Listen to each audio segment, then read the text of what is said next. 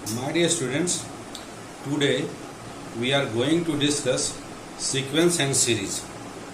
Concept of sequence and series. आज हम लोग देखेंगे कि सीक्वेंस एंड सीरीज कहते किसको हैं और इसका कंसेप्ट क्या है। ये क्लास 11th का एक बहुत ही इंपॉर्टेंट टॉपिक है और कॉम्पिटिटिव एग्जाम में भी इससे क्वेश्चन पूछे जाते हैं। जैसा कि टॉपिक का नाम है कि सीक्वेंस, तो आखिर सीक्वेंस कहते किसको हैं, पहले हमें जानना जरूरी है कि सीक्वेंस कहते किसको हैं। तो चलिए हम लोग स्टार्ट करते हैं with the concept of sequence. If real numbers are arranged according to a certain rule,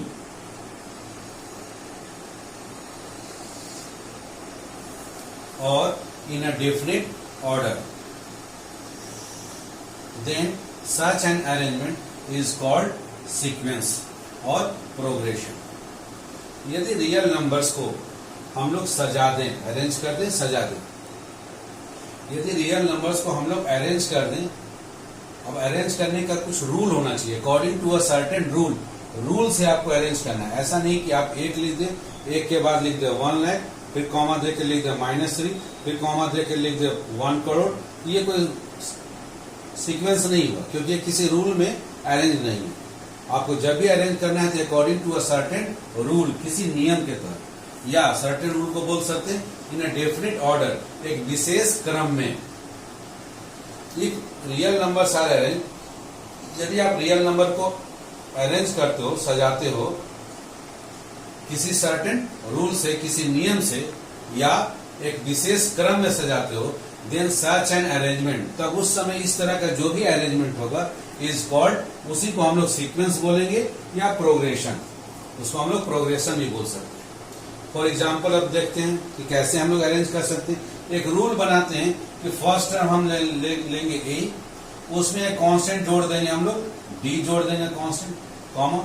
अब जो सेकंड टर्म आ गया, उस सेकंड टर्म में हम लोग एक और कांस्टेंट जोड़ देंगे डी, फिर कॉमा।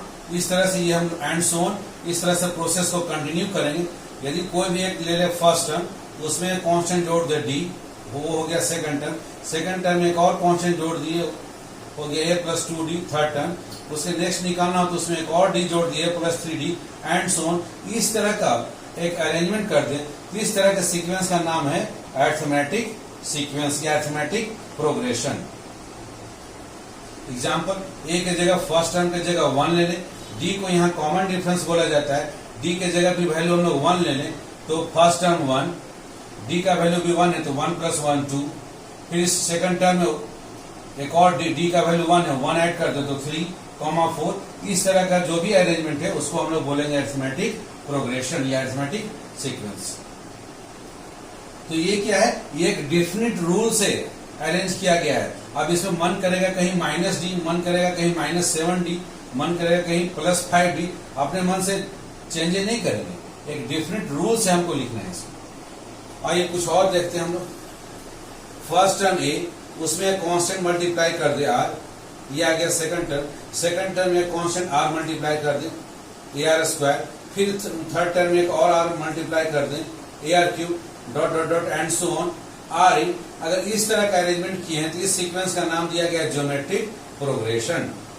कि कोई एक फर्स्ट टर्म हो, फर्स्ट टर्म में कांस्टेंट कॉमन रेशियो r से मल्टीप्लाई कर दे, सेकंड टर्म में फिर एक r से मल्टीप्लाई कर दे ar², थर्ड टर्म में फिर एक r से मल्टीप्लाई कर दे ar³। यहाँ a फर्स्ट टर्म कहलाता है एंड r कॉमन रेशियो कहलाता है। इस तरह के अरेंजमेंट को हम लोग बोलते हैं ज्योमेट्रिक सीक्वेंस या ज्योमेट्रिक प्रोग्रेशन। उदाहरण, a के जगह पर हम 2 ले लिए और r के जगह पर भी 2, तो 2 × 2 हो गया 4, फिर 4 में 2 से मल्टीप्लाई कर दी 8 में फिर 2 से मल्टीप्लाई, क्योंकि यहाँ कॉमन रेशियो का वैल्यू इसमें 2 है और फर्स्ट टर्म भी 2 है। इस तरह से 2 मल्टीप्लाई करते चले गए और इस तरह का जो अरेंजमेंट है उस अरेंजमेंट को हम लोग बोलते हैं r इन GP। ऊपर वाले अरेंजमेंट को, जिसमें कि a फर्स्ट टर्म है और d कॉमन डिफरेंस है, a, a + d, a + 2d and so on, इसको हम लोग बोलते हैं अरिथमेटिक प्रोग्रेशन। ये दोनों टॉपिक को बहुत ही डिटेल में हमें इस सीक्वेंस एंड सीरीज में स्टडी करना है। एक और अरेंजमेंट देखिए, ये जो एपी के जो टर्म्स थे ए प्लस डी, इसको उल्टा कर दिया जाए, 1/a comma 1/a plus D comma 1/a plus 2d and so on. यदि एपी के सारे टर्म्स को उल्टा करके लिख दिया जाए, इस तरह के अरेंजमेंट का अलग नाम है, इसको हम लोग बोलते हैं हार्मोनिक सीक्वेंस या हार्मोनिक प्रोग्रेशन। इस तरह के अरेंजमेंट को हम लोग बोलते हैं हार्मोनिक प्रोग्रेशन। अब जैसे एपी में यहां था 1 2 3, इसको उल्टा करके लिख लिया 1/1 1, 1/2 1/3 आर इन हार्मोनिक प्रोग्रेशन, इसको हम लोग बोलेंगे हार्मोनिक प्रोग्रेशन। एक और सीक्वेंस आ जाए, इस सीक्वेंस का नाम है फिबोनाची सीक्वेंस। ये कंप्यूटर साइंस में बहुत ही ज्यादा यूज होगा, स्पेस रिसर्च वगैरह में ये बहुत ज्यादा यूज होता है फिबोनाची सीक्वेंस। फिबोनाची नामक मैथमेटिशियन के नाम पर इस सीक्वेंस का नाम पड़ा है फिबोनाची सीक्वेंस। इस सीक्वेंस का खूबी क्या है कि फर्स्ट 2 टर्म्स आपको लेना है 1 and 1, उसके बाद नेक्स्ट टर्म निकालने के लिए क्या करेंगे, प्रीवियस के 2 टर्म्स को आप ऐड कर देंगे। जैसे थर्ड टर्म निकालना है तो थर्ड टर्म के लिए फर्स्ट और सेकंड टर्म को ऐड कर देंगे, वो हो गया 1 + 1 2 हो गया। अब आपको फोर्थ टर्म निकालना है तो फोर्थ टर्म के लिए थर्ड टर्म और सेकंड टर्म को जोड़ देंगे, तो 1 + 2 हो गया 3। अब आपको निकालना है फिफ्थ टर्म, तो फिफ्थ टर्म के लिए फोर्थ टर्म और थर्ड टर्म को जोड़ देंगे, तो 2 + 3 हो गया 5। इस तरह का जो भी अरेंजमेंट है इसको हम लोग बोलते हैं फिबोनाची सीक्वेंस। इसको फिबोनाची नामक मैथमेटिशियन ने इस सीक्वेंस के बारे में दिया था, जो कि बहुत इंपॉर्टेंट है, आपको कंप्यूटर साइंस वगैरह में बहुत काम आता है। तो अब ये जो हम लोग सीक्वेंस का कंसेप्ट देखे, सीक्वेंस का डेफिनेशन देखे, इसमें कुछ चीजें आपको याद रखना है, ध्यान देना है कि इसमें जो हम लोग a plus D a plus 2d ये जो लिख रहे हैं, a प्लस डी को क्या कहेंगे, a plus D a plus 2d को ये हम लोग टर्म्स बोलेंगे। पहला वाला फर्स्ट टर्म, सेकंड वाला सेकंड टर्म कहलाएगा, थर्ड टर्म्स फोर्थ टर्म के नाम से जाना जाएगा। तो the various occurring in a sequence, जो सीक्वेंस में जो भी चीज मिल रहे हैं आपको, जो दिख रहे हैं, आर कॉल्ड टर्म्स। इनको हम लोग बोलते हैं टर्म्स बोलते हैं, first term, second term, third term, इस तरह से and nth term and so on. दूसरा ध्यान देना है, अ sequence containing finite number of terms. किसी सीक्वेंस है, जैसे इसमें 16 के बाद अब आगे नहीं लिखा गया, तो ये सीक्वेंस हमारा कहलाएगा फाइनाइट सीक्वेंस, क्योंकि इसमें 16 पर जाके finite number of terms end हो गया, 4 ही टर्म्स। लेकिन इसमें डॉट डॉट डॉट लिख के छोड़ दिया जाए, आगे इनफाइनाइटली पता ही नहीं हो कि इसमें कितने टर्म्स है, तो उस सीक्वेंस को हम लोग बोलते हैं infinite sequence. So a sequence containing finite number of terms, जिसमें फाइनाइट नंबर ऑफ टर्म्स हो, is called a finite sequence, उसको हम लोग फाइनाइट सीक्वेंस बोलते हैं। अदरवाइज यदि फाइनाइट नंबर ऑफ टर्म्स नहीं है, जैसे यहाँ पर जितना भी एग्जाम्पल दिया गया है, सब के सब इनफाइनाइट सीक्वेंस के एग्जाम्पल दे दिए गए हैं। Otherwise sequence is known as infinite sequence, otherwise हम लोग सीक्वेंस को बोलेंगे infinite sequence. A sequence containing finite number of terms is called a finite sequence, otherwise sequence is known as infinite sequence.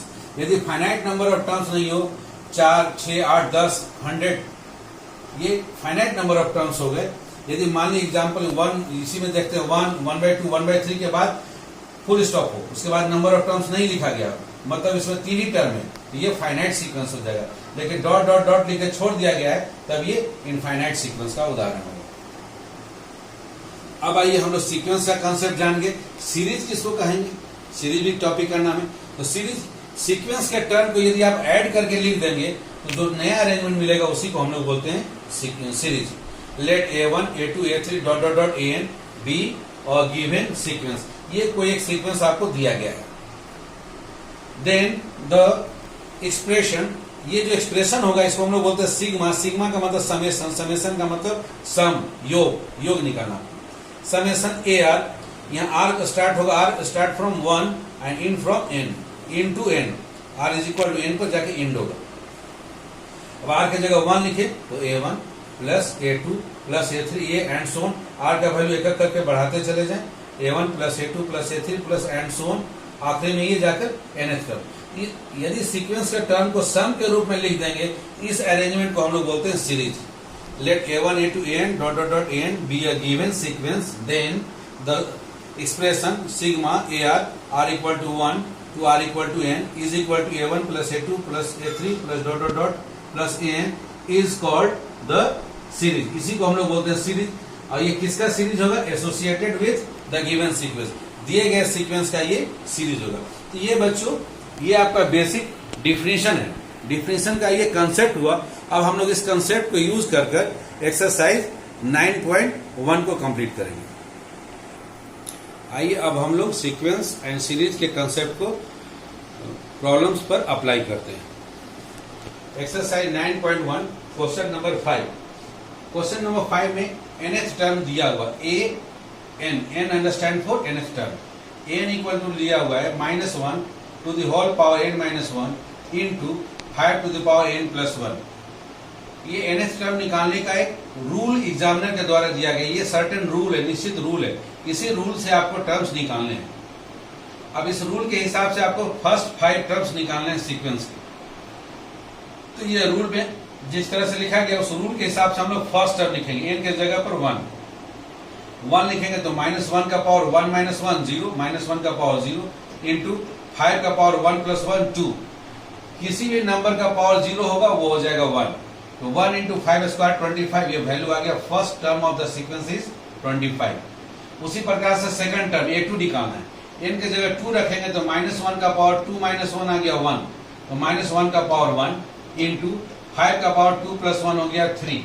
5 का power 3 हो गया 125 और -1 का power 1 या -1 हो गया। तो -1 इंटू 125 आ गया -125।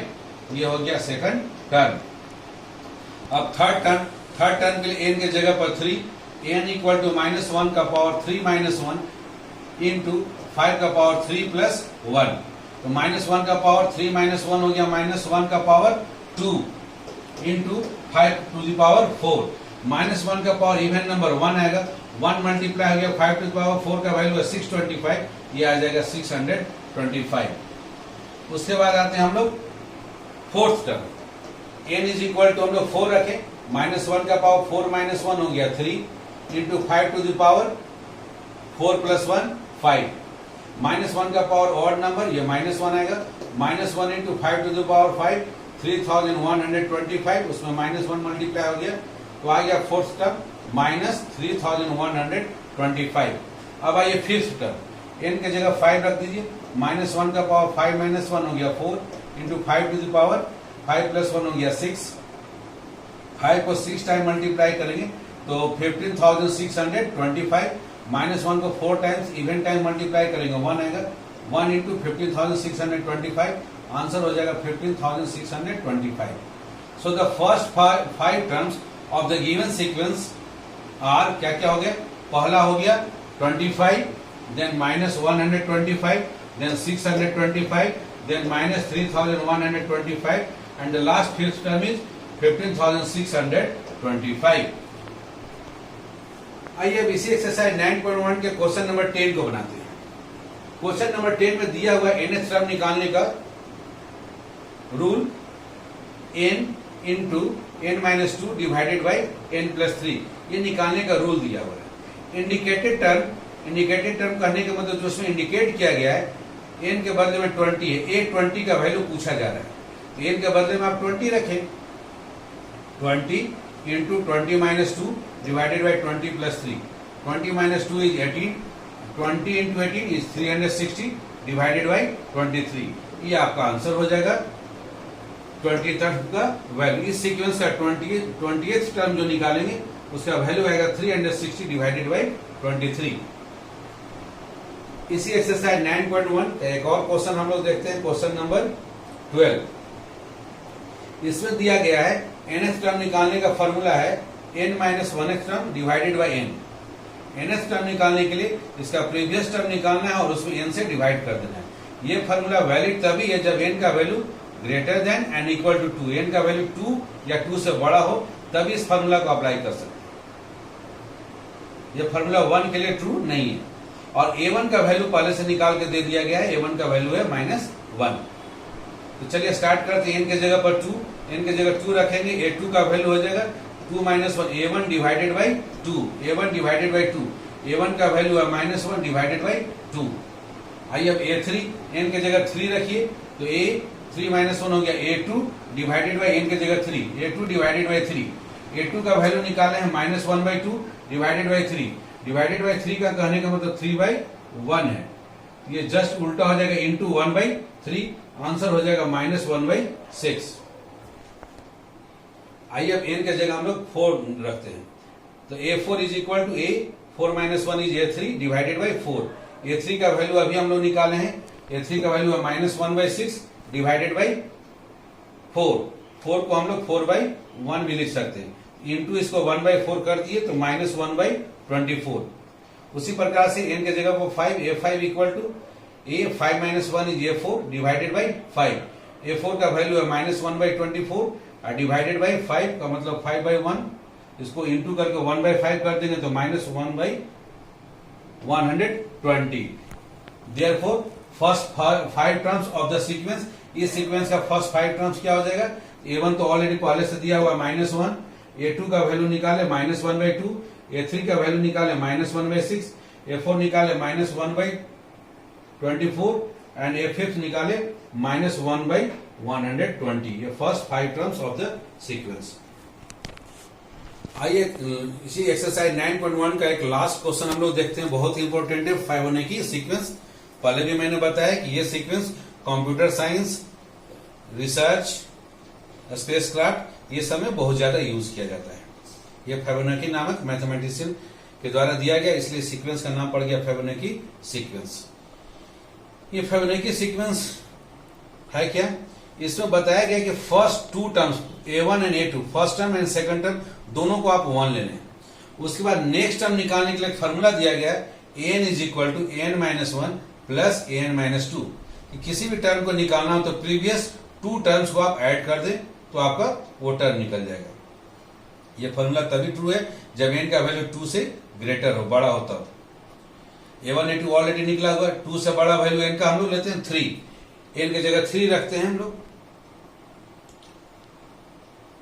एक करके हम लोग 3 रखेंगे तो क्या आएगा वैल्यू, 3 रखने से वैल्यू आएगा a2 प्लस 3 माइनस 1 हो गया a2 और प्लस 3 माइनस 2 हो गया 1, a2 प्लस a1, a2 और a1 दोनों का वैल्यू 1 है तो 1 plus 1 is equal to 2। n की जगह 4 रख देंगे तो a3 प्लस a2, a3 का वैल्यू अभी निकाले 2 और प्लस उसमें ऐड कर देना है हमको a2 का वैल्यू दिया हुआ है 1, 2 प्लस 1 हो गया 3। अब आइए a5 का मतलब होगी a4 प्लस a3, a4 अभी निकाले 3 और उससे पहले हम लोग निकाले हैं a3 का वैल्यू निकाले हैं 2, दोनों को जोड़ दिए 2 प्लस 3 5। a6 का वैल्यू होगा a5 प्लस a4 का वैल्यू अभी निकाले 5 और a4 का वैल्यू है 3, 5 प्लस 3 हो गया 8। हमको निकालना है an plus 1 divided by an का वैल्यू निकालना है जब n का वैल्यू 1 2 3 4 5 लेंगे तब। जब n की जगह 1 लिखेंगे तो 1 प्लस 1 2 हो गया, a2 बाई a1 निकालना है, a2 बाई a1 दोनों वैल्यू दिया हुआ है, a2 भी 1 है a1 भी 1 है तो a2 बाई a1 आ गया 1। अब n की जगह हम लोग 2 रखेंगे तो a3 divided by a2, a3 है 2 a2 है 1, a3 बाई a2 हो गया 2। अब n की जगह हम लोग रखेंगे 3 तो a4 divided by a3, a4 का वैल्यू 3, a3 का वैल्यू 2 तो आंसर हो गया 3/2। अब n की जगह रखेंगे हम लोग 4 तो a5 divided by a4, a5 का वैल्यू 5, a4 का वैल्यू 3 तो 5/3 आंसर। अब n की जगह आखिरी रख दिए 5 तो a6 divided by a5, a6 का वैल्यू 8, a5 का वैल्यू है 5 तो आंसर हो गया 8/5। तो an plus 1 divided by an के फर्स्ट 5 टर्म्स क्या क्या हो गए, फर्स्ट हो गया 1, देन हो गया 2, उसके बाद 3/2, देन 5/3 एंड 8/5। तो बच्चों आप देख रहे हैं केवल सीक्वेंस के डिफिनेशन से, जो सीक्वेंस का आपका डिफिनेशन है उस डिफिनेशन को कैसे उपयोग में लाकर आप एक्सरसाइज 9.1 एनसीईआरटी टेक्स्ट बुक आप सारे प्रॉब्लम बना सकते हो। उसके बावजूद कोई दिक्कत हो तो मेरे कमेंट बॉक्स में लिखकर भेज दें, मैं उनको सॉल्व कर आपको प्रोवाइड कर दूंगा। ओके, वीडियो पसंद आए तो आप लाइक एंड सब्सक्राइब कर लें और बेल आइकन दबाना नहीं भूलेंगे। Thank you.